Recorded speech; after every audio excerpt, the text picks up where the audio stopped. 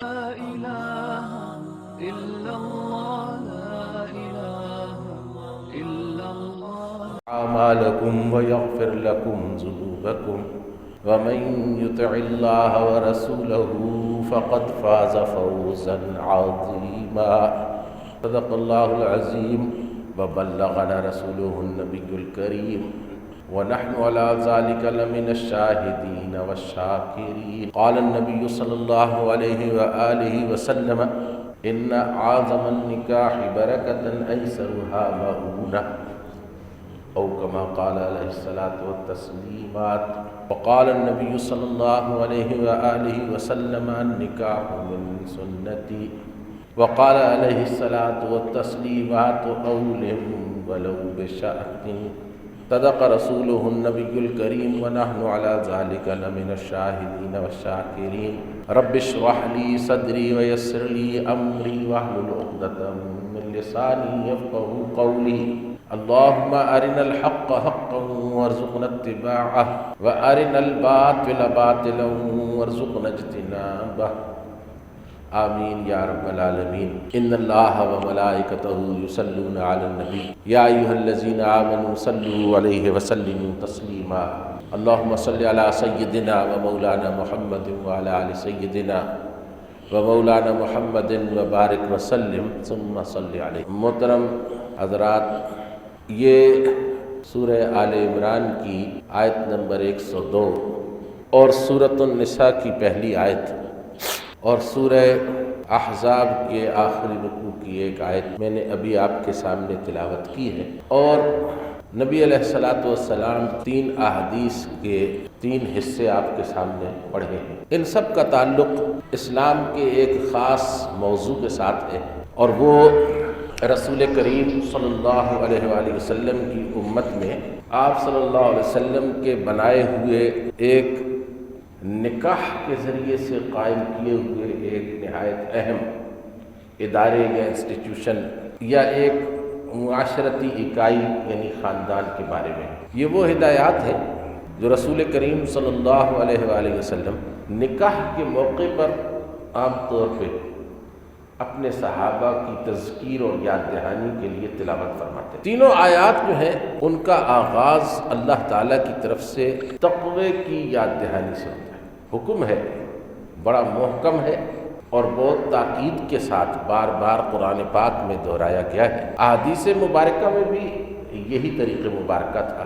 اللہ تبارک و تعالیٰ نے فرمایا یا ایھا الذین آمنوا اتقوا اللہ حق تقاتہ، اے ایمان والو اللہ کا تقوی اختیار کرو جیسا کہ اس سے تقوی اختیار کرنے کا حق ہے۔ سورہ نساء کی ابتدائی آیت میں فرمایا یا ایھا الناس اتقوا ربکم الذی خلقکم من نفس واحدہ، اے انسانوں اپنے اس مالک سے، اس آقا سے ڈرو جس نے تمہیں ایک جان سے پیدا کیا۔ پھر سورہ احزاب کی جو آیت میں نے تلاوت کی، نبی علیہ الصلوۃ والسلام کے خطبہ نکاح کا وہ بھی حصہ تھی، اس کا پہلا حکم یہی ہے کہ یا ایھا الذین آمنوا اتقوا اللہ، اے ایمان والو اللہ کا تقوی اختیار کرو، اس کی نافرمانی سے بچو، اس سے ڈرو۔ جو بھی زندگی کا کوئی عمل ہے اس کے ٹھیک اور درست ہونے کی پہلی شرط یہ ہے کہ وہ اللہ کی نافرمانی سے محفوظ ہو۔ اگر زندگی کے اندر کوئی بھی ایسا عمل ہوگا، کوئی بھی ایسا قول ہوگا کہ جس میں اللہ کی نافرمانی ہوگی تو وہ درست نہیں ہوگا، وہ صالح نہیں ہوگا اور اس کا نتیجہ کبھی اچھا نہیں نکل سکتا۔ اگر ہم یہ چاہتے ہیں کہ ہماری انفرادی زندگی، ہماری گھریلو اور آئلی زندگی، ہماری معاشرتی اور معاشی اور سیاسی زندگی صالح ہو جائے، درست ہو جائے، ٹھیک ہو جائے، اس کے اندر سے فتنہ اور فساد ختم ہو جائے، تو سب سے پہلے جس چیز کی ضرورت ہے وہ اس بات پر نظر رکھنے کی ہے کہ جو کچھ کیا جا رہا ہے یا جو کچھ کہا جا رہا ہے اس سے اللہ تبارک و تعالیٰ کی نافرمانی تو صادر نہیں ہو رہی، کیونکہ جب تک کہ تقویٰ جو ہے اس کا اہتمام کرنے کا ہر آدمی ارادہ نہ کرے اور اس کی نگرانی نہ کرے کہ میں نے جو ارادہ کیا ہے تقوی اختیار کرنے کا، جو میں نے ارادہ کیا ہے، اللہ کی نافرمانی سے بچنے کا جو ارادہ میں نے کیا ہے، میں اس ارادے میں کسی جگہ پر کوئی غلط کام تو نہیں کرنے جا رہا، مجھ سے کوئی غلطی تو نہیں سرزد ہو رہی۔ جب تک کہ ایک آدمی اس چیز کو خوب اچھے طریقے سے مستقل اپنے ذہن کے اندر مستحضر نہ کر لے، خوب اچھی طرح سے اس کے اوپر اپنے آپ کو پابند نہ کر لے، اس وقت تک جو ہے اس آدمی کا تقوی کے ساتھ زندگی بسر کرنا مشکل ہے، کیونکہ تقوی ایک یاد دہانی کا نام ہے، ایک یادداشت کا نام ہے۔ ہر وقت اور ہر لمحے میں اللہ کی نافرمانی سے بچنے کا اہتمام اصل اور حقیقی تقوی ہے۔ اور یہ نافرمانی سے بچنا اور اللہ سے ڈرنا، اللہ کی نافرمانی کرتے ہوئے ڈرنا، یہ اس طرح ہے جیسے کہ ایک باپ جو کہ بوڑھا ہو چکا ہے اور وہ نہ کسی بچے کو اٹھ کر مار سکتا ہے، نہ اس کے ہاتھ کو پکڑ سکتا ہے، بچہ اس سے خوف زدہ رہتا ہے کہ میرے کسی عمل سے میرا باپ ناراض نہ ہو جائے۔ کیوں؟ اس لیے کہ اس کو اپنے باپ کا احترام ہے، اس کے دل میں اپنے باپ کی محبت موجود ہے، اس کے اندر جو ہے وہ اپنے باپ کے احسانات کا شعور موجود ہے، تو لہٰذا وہ اپنے والد کو کسی صورت ناراض کرنا نہیں چاہتا، حالانکہ والد تو اس کے مقابلے میں بوڑھا ہو چکا ہے۔ وہ باپ کا ہاتھ پکڑ لے تو باپ نہیں چھڑا سکتا، لیکن وہ جانتا ہے کہ میرے اور اس کے درمیان کوئی مقابلہ نہیں ہے، یہ میرے والد ہیں اور ان کا میں نے ہر صورت احترام کرنا ہے، ان کی احترام کے اندر کسی قسم کی کوئی کمی نہیں آنے دینی۔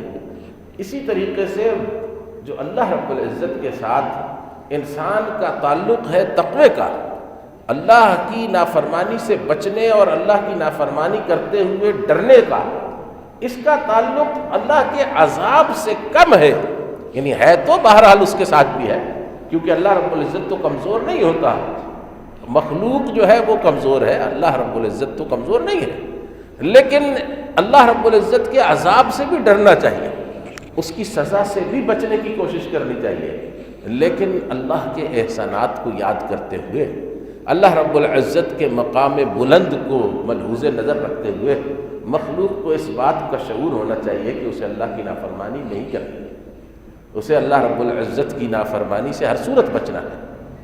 اگر اللہ جہنم نہ بھی پیدا فرماتا، اگر اللہ جنت کے اندر جزا پیدا نہ بھی فرماتا، تب بھی مخلوق کے لیے اللہ کی عبادت اور اس کی نافرمانی سے بچنا لازم ہے، کیونکہ پیدا کر دینا اور پیدائش کے بعد پروان چڑھانا یہی کافی ہے، یہ بہت ہے کہ جس کے بعد انسان اللہ کی نافرمانی سے بچے۔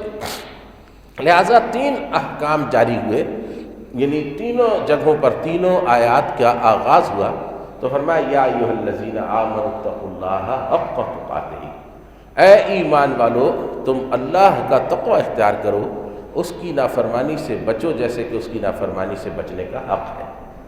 دوسرے سورہ نساء کے آغاز میں فرمایا یا ایھا الناس اتقوا ربکم، اے انسانوں اپنے رب کی نافرمانی سے بچو۔ تیسرے سورہ احزاب کی جو آیت پڑھی تھی یا ایھا الذین آمنوا اتقوا اللہ، اے ایمان والو اللہ کی نافرمانی سے بچو، اللہ سے ڈرو۔ اس کے بعد اس کے اندر کچھ مزید احکامات ہیں۔ پہلی آیت جو ہے سورہ آل عمران کی، اس کے اندر فرمایا کہ وَلَا تَمُوتُنَّ إِلَّا وَأَنْتُمْ مُسْلِمُونَ، دیکھنے کی بات صرف یہی نہیں ہے کہ تم اپنے رب کی نافرمانی نہیں کر رہے، یہ تو زندگی کا ایک سلبی پہلو ہے، نیگیٹو پہلو ہے کہ ایک شخص کام نہیں کر رہا، لیکن ایک اس کا پازیٹو پہلو بھی ہے، زندگی کا ایک ایجابی پہلو بھی ہے، عمل کا ایک مثبت حصہ بھی ہے، اور وہ مثبت حصہ جو ہے وہ یہ ہے کہ جو وہ کر رہا ہے وہ کیا کر رہا ہے، وہ اللہ رب العزت کی فرما برداری ہونی چاہیے۔ فرمایا کہ وَلَا تَمُوتُنَّ إِلَّا وَأَنْتُمْ مُسْلِمُونَ، اور تمہیں ہرگز بھی موت نہ آئے مگر صرف اس حال میں کہ تم مسلم ہو، ایک تو اپنے ایمان کی، اپنے اسلام کی فکر کا انسان کو ہر وقت خیال لاحق ہونا چاہیے، اور دوسرے یہ ہے کہ اسلام کی ایک حقیقت ہے، وہ ہے فرما برداری۔ حضرت شاہ ولی اللہ محدث دہلوی رحمۃ اللہ علیہ نے مسلم کا ترجمہ کیا گردن نہادن، وہ آدمی کہ جس نے سر تسلیم خم کر دیا وہ مسلم ہے۔ تو یہ اللہ رب العزت کی جو فرما برداری ہے، اس کے اوپر بھی نظر رکھو کہ تم اللہ کی فرما برداری کر رہے ہو کہ نہیں، اللہ تبارک و تعالیٰ کے احکامات کو پورا کر رہے ہو کہ نہیں کر رہے۔ جو زندگی کے اندر کسی بھی انسان کی انفرادی زندگی ہے، اس میں بھی جو عمل ہو وہ فرما برداری کا عمل ہو، جو عائلی اور گھریلو زندگی ہے وہ بھی عمل ہے تو فرما برداری کا عمل ہونا چاہیے۔ اگر وہ معاشرتی اور معاشی اور سیاسی زندگی ہے تو اس کو بھی عمل کو فرما برداری کے عمل پر منحصر ہونا چاہیے، قائم ہونا چاہیے۔ اور فرمایا کہ تم اپنے رب سے ڈرو جس نے تمہیں ایک جان سے پیدا کیا۔ یہ ہے اللہ تبارک و تعالیٰ نے انسانوں کو ایک حقیقت کا ادراک کرایا قرآن پاک میں بار بار، یا ایھا الناس انا خلقناکم من ذکر وانثی وجعلناکم شعوبا وقبائل لتعارفوا، کہ نسلی غرور اور نسلی تکبر، فخر نسل کے اوپر، یہ اسلام کا حصہ نہیں ہے۔ اسلام نسلی غرور اور تکبر کو ختم کرنے کے لیے آیا ہے۔ اسلام یہ بتانے کے لیے آیا کہ انسان سب آپس میں برابر ہیں۔ نبی علیہ الصلوۃ والسلام نے ارشاد فرمایا کہ الناس سواسیۃ کاسنان المشط، جیسے کہ کنگھی کے دانے آپس میں برابر ہوتے ہیں، انسان ایسے ہی آپس میں برابر ہے۔ اس کا مطلب یہ ہے کہ یہ جب تم رشتے لینے چلتے ہو اور اس وقت جو ہے وہ جب تم فیصلہ نکاح کا کرنے لگتے ہو تو نسلیت کو مد نظر نہ رکھنا کہ فلاں شخص جو ہے وہ کہتا ہے کہ بھائی نسلیت جو ہے وہ سب سے اوپر ہے۔ یہ مشرکین کا مزاج ہے۔ جتنے بھی معاشرے مشرک معاشرے ہیں ان کے اندر نسل پرستی ہوتی ہے، ان کے اندر برادری ازم ہوتا ہے، ان کے اندر قبیلہ پرستی ہوتی ہے۔ اسلام اس کو تسلیم نہیں کرتا۔ اللہ کے حبیب صلی اللہ علیہ وسلم نے فرمایا کہ لا فضل لعربی علی عجمی ولا لعجمی علی عربی ولا لاسود علی الاحمر ولا لاحمر علی اسود الا بالتقوی۔ فرمایا کہ تم میں سے کسی عربی کو کسی عجمی پر، کسی کالے کو کسی گورے کے اوپر کہ تقوی کے سوا کوئی بھی فضیلت حاصل نہیں ہے۔ کلکم بنو آدم، تم سب آدم کی اولاد ہو، وآدم من تراب، اور آدم مٹی سے بنائے گئے تھے۔ اسلام جس طرح توحید الہ کا قائل ہے کہ اللہ رب العزت جو ہے اکیلا خدا ہے پوری کائنات کے اندر، اس کے سوا خدا کا لفظ کسی کے لیے نہ جائز ہے نہ کوئی حقیقت میں ہے، اسی طریقے سے اسلام جو ہے وہ توحید آدم کا بھی قائل ہے کہ آدم علیہ السلام کی ساری نسل جو ہے یہ آپس میں اسی طرح برابر ہے جیسے ایک باپ کی اولادیں آپس میں برابر ہوتی ہیں۔ ان کے درمیان نسلی طور پر کیا فخر و مباحات ہو سکتا ہے؟ ایک ہی باپ کی اولاد ہونا، ایک باپ کی اولاد میں چھوٹائی بڑائی نسل کے اعتبار سے نہیں ہوتی۔ کلکم بنو آدم، تم آدم کی اولاد ہو، وآدم من تراب، اور آدم جو ہے وہ مٹی سے بنائے گئے تھے۔ فرمایا کہ یہ اللہ تبارک و تعالیٰ نے تمہیں اس لیے بتایا ہے کہ زمین پر جتنے بھی انسان مرد اور عورتیں پھیلے ہوئے ہیں یہ تمام کے تمام آدم علیہ السلام کی اولاد ہونے کی وجہ سے آپس میں برابر ہیں۔ رنگ ان کے کالے ہیں یا گورے ہیں، رنگ ان کے جو ہے وہ سانولے ہیں یا بہت سرخ ہے، رنگ جو ہے کسی بھی طرح کا ہو اور قد کسی بھی طرح کا ہو، ہر شخص جو ہے وہ کسی بھی علاقے کے اندر ہی پیدا ہو سکتا ہے، ایک سے زیادہ علاقوں میں تو پیدا نہیں ہو سکتا، کسی بھی ایک خاندان میں پیدا ہو سکتا ہے، دو خاندانوں میں تو پیدا نہیں ہو سکتا۔ اس لیے جتنی طرح کی بھی قبیلے اور قومیں ہیں اور جتنے بھی وطن ہیں اور زمینیں ہیں یہ سب آپس کے اندر برابر ہیں، ان میں کوئی فضیلت کی بنیاد نہیں ہے، کوئی جو ہے وہ اس میں فخر کی بات نہیں ہے کہ کون آدمی کہاں کس علاقے کے اندر پیدا ہوا ہے اور اس کی نسل کیا ہے اور اس کا قبیلہ کیا ہے۔ اللہ رب العزت نے اس کی تردید فرمائی ہے قرآن پاک۔ یہ جہالت کی باتیں یہ مسلمانوں کو زیب نہیں دیتی، یہ مسلمانوں کو یہ باتیں زیب نہیں دیتی۔ اور اس کے بعد اللہ تبارک و تعالیٰ نے فرمایا واتقوا اللہ الذی تساءلون بہ والارحام، اس اللہ سے ڈرتے رہو جب تم ایک دوسرے سے واسطہ دیتے ہو تو اس اللہ کا واسطہ دیتے ہو۔ اور ارحام کہتے ہیں رشتہ داریوں کو۔ اس کا مطلب یہ ہے کہ اپنے رشتوں کو توڑنے سے ڈرتے رہو، واتقوا الارحام، اپنے رشتوں کو توڑنے سے ڈرتے رہو۔ نبی کریم صلی اللہ علیہ وسلم جو دین لے کر آئے ہیں اس میں اللہ کی بندگی کے بعد سب سے بڑی شے جو ہے وہ رشتہ داری کو قائم اور قائم رکھنا ہے، رشتوں کو توڑنے سے بچنا ہے۔ تکبر انسان کو رشتہ قائم نہیں رکھنے دیتا، غرور انسان کو رشتہ قائم نہیں رکھنے دیتا، بے صبرا پن انسان کو رشتہ قائم نہیں رکھنے دیتا، کم ظرفی انسان کو رشتہ قائم نہیں رکھنے دیتی۔ یہ جو چیزیں ہیں یہ رشتوں کی کاٹ ہیں۔ رسول کریم صلی اللہ علیہ وسلم نے جو دین ہمارے سامنے پیش کیا ہے، وہ جو سورہ رعد کے اندر اللہ رب العزت نے اہل ایمان کی بیان کی ہیں صفات، الذین یوفون، اللہ رب العزت کے ساتھ کیے ہوئے عہد کو وفا کرتے ہیں، اللہ کے ساتھ بعہد اللہ ولا ینقضون المیثاق، اللہ کے ساتھ کیے ہوئے عہد کو وفا کرتے ہیں اور میثاق کو توڑتے نہیں ہیں، والذین یصلون ما امر اللہ بہ ان یوصل، اور وہ جو ہیں وہ اپنے رشتے جو ہیں ان کو جوڑ کے رکھتے ہیں، ان کو ٹوٹنے نہیں دیتے۔ یہ ایمان والوں کی صفت ہے۔ یہودیوں کی صفت قرآن نے کیا بیان کی ہے؟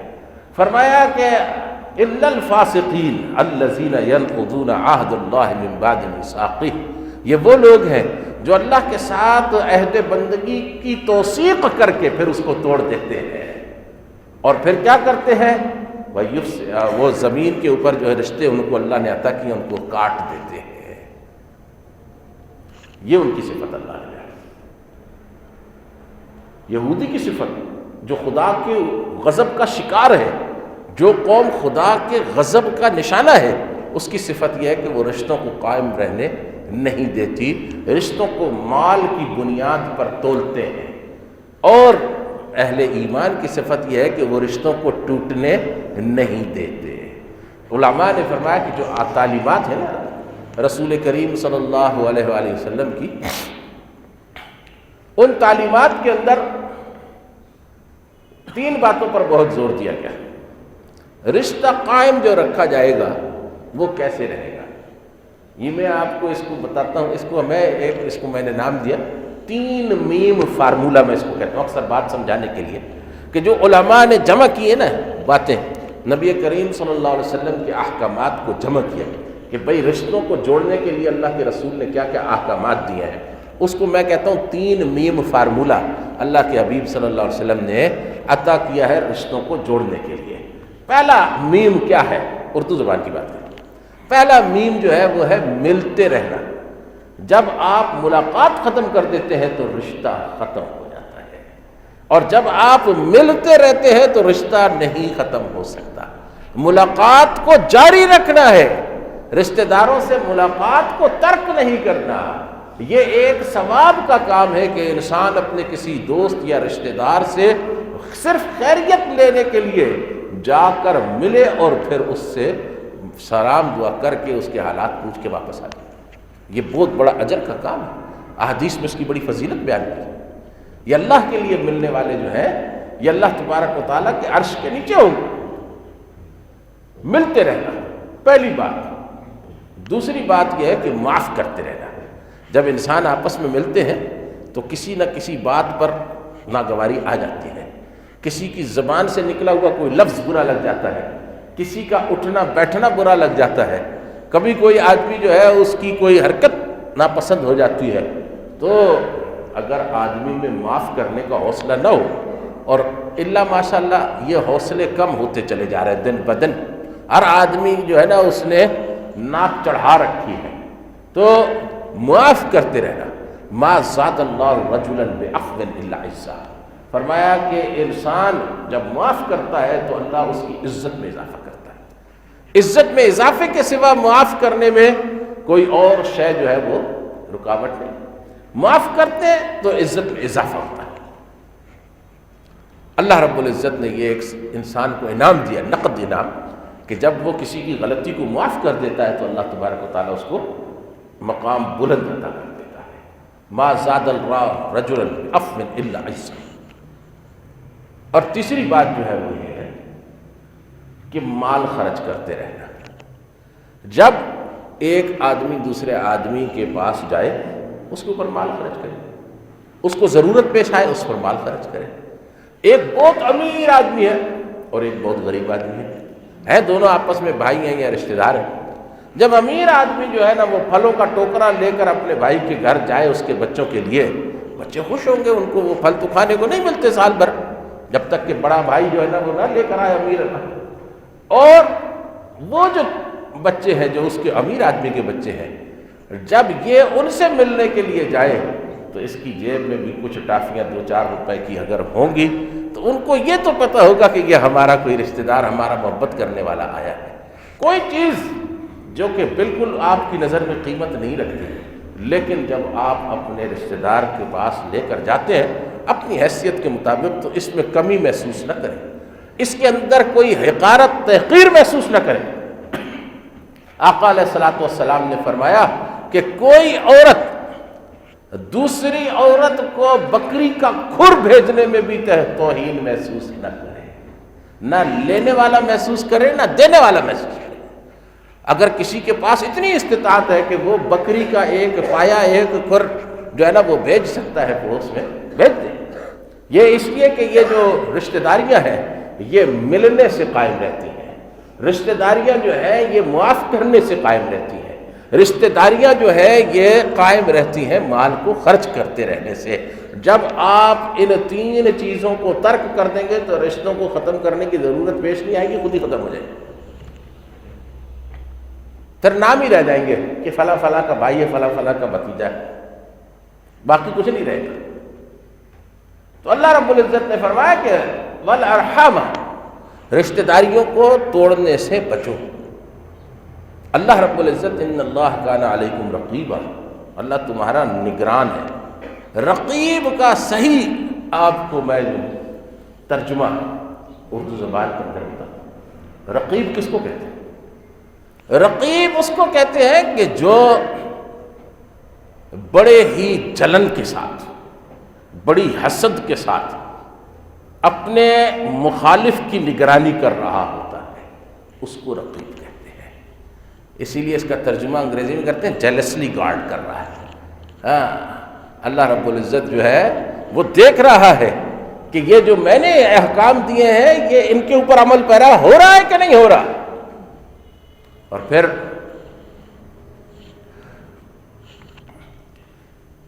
تیسری آیت کریمہ جو ہے اس کا اگلا حصہ ہے وَقُولُوا قَوْلًا سَدِيدًا. یا ایھا الذین آمنوا اتقوا اللہ، اے ایمان والو اللہ سے ڈرتے رہو. وَقُولُوا قَوْلًا سَدِيدًا، اور سیدھی بات کیا کرو، بات کو ٹیڑھا نہیں کیا کرو، اس کو تھوڑا سا ٹیڑھا کر دینا، بات کو ٹوسٹ کر دینا، بات کو جو ہے بڑھا دینا، بات کا رنگ بدل دینا. ایک ہی لفظ جو ہے وہ لہجے کے فرق سے کچھ ہو جاتا ہے. یہ سب باتیں قولوا قولا سدیدا کے خلاف ہے. اگر بات اتنی ہی رکھی جائے جتنی کہ ہے تو گھروں کے اندر فساد نہ ہو. گھروں میں فساد کیوں ہوتے ہیں؟ بات کو اتنا رکھنے پر صبر نہیں ہوتا جتنی بات کسی کے منہ سے غلطی سے نکل گئی. پہلی تو بات یہ ہے کہ گھروں میں تو سبھی رشتہ دار ہوتے ہیں. ایک گھر ہے تو اس کے اندر کوئی باپ ہوگا، کوئی بیٹا ہوگا، کوئی ماں ہوگی، کوئی بیٹی ہوگی، کوئی بہن ہوگا، کوئی بھائی، کوئی بیوی ہے، کوئی شوہر، کوئی بہو ہے، کوئی ساس، کوئی نند ہے، کوئی بھاوج ہے، کوئی دیورانی ہے، کوئی جٹھانی ہے. سارے آپس میں ایک دوسرے کے رشتہ دار ہیں. ان میں سے کوئی بھی جو ہے وہ رشتہ داری سے باہر تو نہیں ہے. اور سب کی رشتہ داری کا تقاضا کیا ہے کہ وہ معاف کرے، دوسرے کی بات سنے اور اس کو معاف کرے، اس کو زبان سے ادا نہ کرے. اس کو ایک جگہ سے دوسری جگہ کیوں منتقل کرتا ہے؟ اس کو منتقل نہ عورت کرے نہ مرد کرے. اللہ کے حکموں کے سب پابند ہیں. کسی کو اس کی اجازت نہیں ہے کہ وہ ایک جگہ کی بات کو دوسری جگہ منتقل کرے. یہ لگائی بجھائی سے زیادہ معاملات بن جاتے ہیں، خراب ہو جاتے ہیں. فرمایا وَقُولُوا قَوْلًا سَدِيدًا، اور بات کرو تو سیدھی بات کرو. یہ آقا علیہ الصلوۃ والسلام کا جو ہے نا وہ دین یہ انسانوں کے لیے رحمت بن کر آیا ہے. اور ہم نے اس کو جو ہے وہ اپنی غلطیوں سے زحمت بنانے کی کوشش کی. ہم نے ہر چیز کے ساتھ طرح طرح کی چیزوں کا اضافہ کرتی ہے۔ اب نبی علیہ الصلوۃ والسلام نے تو فرمایا کہ النکاح من سنت، نکاح میری سنت ہے۔ نبی علیہ الصلوۃ والسلام کا طریقہ آسان ترین طریقہ ہے۔ آپ صلی اللہ علیہ وسلم نے نکاح پڑھایا مسجد کے اندر، موقع پر موجود لوگوں کو آپ نے ایک حضرت بلال سے فرمایا کہ جو لوگ آئے ہیں بیٹھے ہیں نکاح کے لیے ان کو جو ہے وہ کھجوریں کھلا، یا ایک دفعہ فرمایا کہ پانی کے اندر کھجوریں ڈال دو تاکہ پانی میٹھا ہو جائے، شربت بن جائے، لوگوں کو شربت پلا دو۔ نبی علیہ الصلوۃ والسلام نے خرچے کو پسند نہیں فرمایا نکاح کے موقع کے اوپر۔ آپ صلی اللہ علیہ وسلم کی شہزادیوں کے لیے کسی چیز کی کمی نہیں تھی، جو آپ چاہتے وہ حاضر ہو جاتی، لیکن آقا علیہ الصلوۃ والسلام کی شہزادیاں کس شان کے ساتھ بیاہی گئیں۔ سیدہ فاطمہ الزہرا رضی اللہ تعالیٰ عنہا کا نکاح مہاجرین اور انصار سے مسجد بھری ہوئی، آقا علیہ الصلوۃ والسلام نے کھڑے ہو کر حضرت علی المرتضیٰ رضی اللہ تعالیٰ عنہ کے ساتھ ایجاب و قبول کرایا۔ خود حضرت علی سے فرمایا کہ میں اپنی بیٹی تمہارے نکاح میں دیتا ہوں، تمہیں قبول ہے؟ ان کا جی یا رسول اللہ قبول ہے۔ بات ختم ہو۔ اس کے بعد وہاں پر صحابہ نے ایک دوسرے کے اوپر چوارے چاور کیے، ایسے چوارے خوشی میں۔ اس کے بعد آپ صلی اللہ علیہ وسلم نے انصار کی عورتوں کو فرمایا کہ فاطمہ کو تیار کر کے علی کے گھر پہنچا دو۔ سیدہ حضرت علی کے گھر آنے سے پہلے ان کے گھر تیار کر کے پہنچا دی گئی۔ پھر نبی علیہ الصلوۃ والسلام نے ولیمے کا حکم دیا، اس لیے آپ نے حضرت عبد الرحمن بن عوف کو فرمایا اولم ولو بشاۃ، اگر ایک بکری بھی میسر ہو تو اس کا ولیمہ کرو۔ ولیمہ کرنا یہ ہے کہ ایک شخص جس کے گھر کے اندر ایک شخص کا اضافہ ہوا ہے، ایک فرد کا اضافہ ہوا ہے، اس کا تو حق بنتا ہے خوشی کرے۔ ایک دو ہاتھ اور آگے ہیں کام کرنے والے، ایک ذہن اور آگے ہے سوچنے والے، ایک اور باصلاحیت ہستی جو ہے اس کا اضافہ ہو گیا۔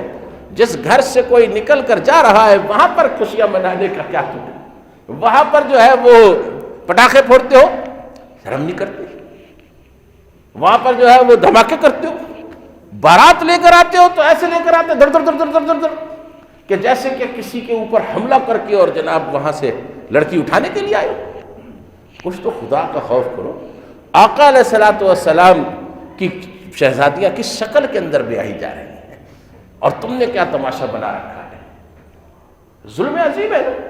نکاح اتنا زیادہ بڑھا دینا کہ وہ مشکل ہو جائے، لڑکیاں 20-20 25-25 30-30 38 سالوں کی ہو گئی گھروں کے اندر بیٹھے، نکاح کو مشکل کر دیا۔ نکاح کو مشکل کرو گے دوسرا راستہ جو ہے نا وہ خود بخود کھل جائے گا، اس کا بوجھ پھر انہی لوگوں کے اوپر آئے گا جنہوں نے نکاح کو مشکل کیا۔ نبی علیہ الصلوۃ والسلام کا جو دین ہے اس کی ایک تعلیم ہے جو اہل کتاب کو اللہ نے حکم دیا، فرمایا یا اہل الکتاب لا تغلوا فی دینکم ولا تقولوا علی اللہ الا الحق، اے اہل کتاب اپنے دین میں غلو نہ کرو اور اللہ کے بارے میں ہمیشہ حق بات کہا کرو۔ یہ غلو ہے۔ نکاح کے موقع پر نبی علیہ الصلوۃ والسلام نے جو مہر باندھا ہے اس کی دو میں غلو کی مثالیں دے کے بات آپ رکھتا ہوں، ختم کرتا ہوں۔ ایک مثال تو یہ ہے کہ آپ صلی اللہ علیہ وآلہ وسلم نے 4,500 درہم تمام اپنی ازواج مطہرات کے طے کیے۔ آپ صلی اللہ علیہ وسلم کی شادی جو ہے جب حضرت خدیجہ سے ہوئی، ایک تو آپ اس وقت رسول نہیں تھے، دوسرے مہر حضرت ابو طالب کا باندھا ہوا تھا۔ نبی علیہ الصلوۃ والسلام نے مہر باندھا 4,500 درہم، پہلی سے لے کے آخری زوجہ محترمہ تک۔ صرف ایک اس کے اندر استثناء ہے، اور وہ بھی بلکہ دونوں استثناء ہیں، دونوں ایک ہی طرح کے ہیں۔ حضرت خدیجہ کا نکاح جو ہے جب ہوا تو آپ رسول بھی نہیں تھے، اور آپ صلی اللہ علیہ وسلم اللہ کے علم میں ہمیشہ سے رسول ہیں، اس وقت آپ کی رسالت کا اعلان نہیں ہوتا، تو آپ کا جو ہے نا مہر حضرت ابو طالب نے طے کیا۔ دوسری دفعہ حضرت ام حبیبہ رضی اللہ تعالی عنہا جو حضرت ابو سفیان کی بیٹی تھیں، وہ ان کا شوہر فوت ہو گیا حبشہ کے اندر، تو آپ صلی اللہ علیہ وسلم نے ان کو نکاح کا پیغام بھیجا، تو نجاشی جو اصحمہ نجاشی انہوں نے رضی اللہ تعالیٰ عنہ نکاح پڑھایا، تو بادشاہ ہونے کے ناطے اپنی حیثیت کے مطابق 50,000 درہم اس کی نکاح کے خود باندھے اور خود ہی عطا کیے۔ نبی علیہ الصلوۃ والسلام نے 4,500 درہم رکھا، ہمارے یہاں پنجاب کے اندر ایک مصیبت ہے، کہتے ہیں لڑکی کا نکاح کم سے کم جو ہے نا اس کے اوپر رکھو 200 رکھو 500 رکھو 200 250 500، مرغی نہیں آتی جس کے اندر، اس کے کہتے ہیں کہ مرغی بھی 200 250 اور 500 روپے کے اندر آپ جا کر لا کے دکھائیں بازار سے۔